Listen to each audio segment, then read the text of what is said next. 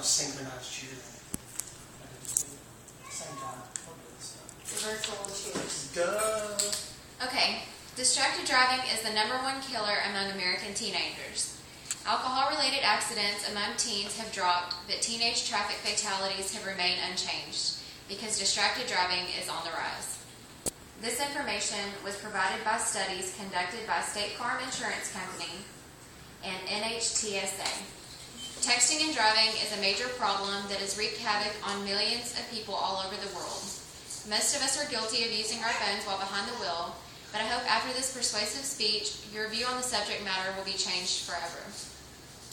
During the course of this speech, I'll go over research data, state laws, statistics, consequences, and even a story of a texting and driving accident that changed my life forever.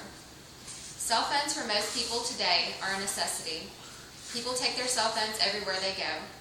These days, phones have gotten even more complex, and we use them as a means for communication by voice, text, sound, and videos.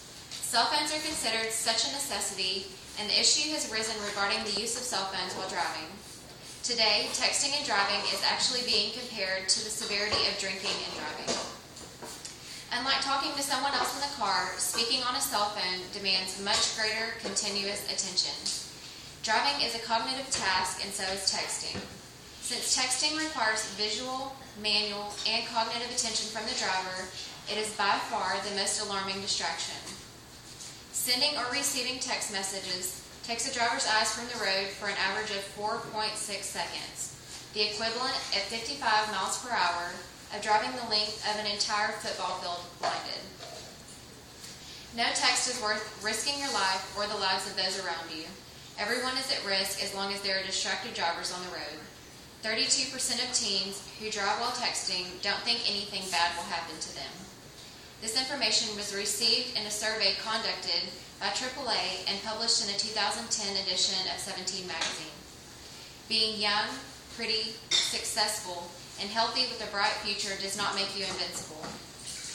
None of this will stop an accident from taking your life. These days, there are many ad campaigns speaking out against texting and driving and really getting teens involved in the fight to stop these preventable accidents. With these campaigns come gripping personal stories of tragedy caused by nothing more than a simple text message. Families tell their stories to try to reach out and stop others from enduring the same life-altering thing. This worldwide campaign has led to state laws passed against cell phone use while driving. In Texas, the law has put a ban on cell phone use by bus drivers. There's also bans on texting and driving and on all handheld phone usage in a school zone. All of these offenses are punishable by a fine, and if people follow these simple laws, it could save many lives. Cell phone providers also offer devices to control the use of cell phones while behind the wheel of a moving vehicle.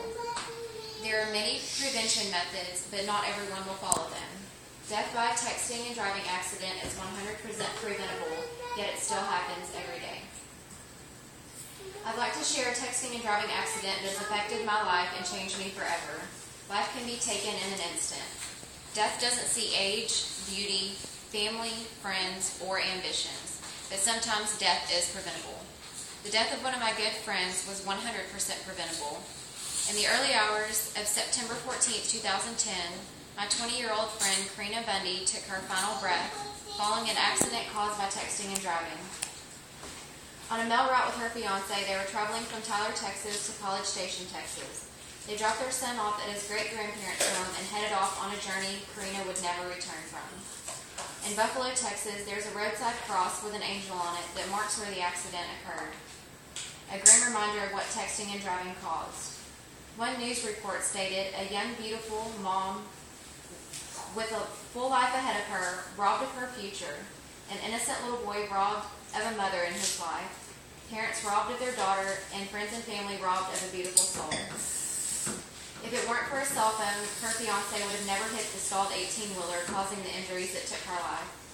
The consequences of his actions led to raising their son alone and being charged with criminally negligent homicide. Karina was so full of life. In high school, she was the popular cheerleader with a huge group of friends. She was so sweet and beautiful with the brightest smile and happiest giggle. She truly left behind a legacy in her memories and pictures. Her life goes on to her son, who is now 3. Even though time has passed, I think everyone is still just in shock that something like this happened to her in particular. She is the perfect example that texting and driving fatalities are real, and that they are real preventable. I still struggle with her death every day. Since September 14th, 2010, there has not been one single day that I haven't thought of her. I keep in contact with her family, but in all reality, nothing will bring her back. Nothing will ever give a little boy the chance to grow up with a mommy that loved him so much, and to me, that is shameful to think of. In 2010, 3,092 people were killed in crashes involving a distracted driver, and an estimated additional 416,000 were injured in crashes involving distracted drivers. This is a harsh reality. This is addiction. This is not worth anything when it comes to keeping your life. I urge everyone to put your distractions away while you're behind the wheel. Save your life, spread the word, and save many lives. Let the story of Karina Bundy be a testimony to reach out to those who think it can't happen to them. Get involved to stop these preventable deaths. Visit www.distraction.gov and take the pledge to drive phone free. Protect lives by never texting or talking on the phone while driving. Be a good passenger and speak out if the driver of a car is distracted. Encourage others to take the pledge as well. It is such a sad truth that when something that is 100% preventable is the #1 killer among teens in America. The fight to end distracted driving starts with you. Always remember the phrase, texting and driving, it can wait. I hope in giving this extremely persuasive speech, it has touched your hearts and shed light on a major problem on our highways. Let's prevent the placement of another roadside cross. Let's save the happiness of a family. Let's fight this texting addiction and stamp out preventable death. It shouldn't take thousands of these deaths a year for us to realize distracted driving isn't fair. Let's all use common sense to overcome this #1 killer. Spreading the word is giving the gift of life.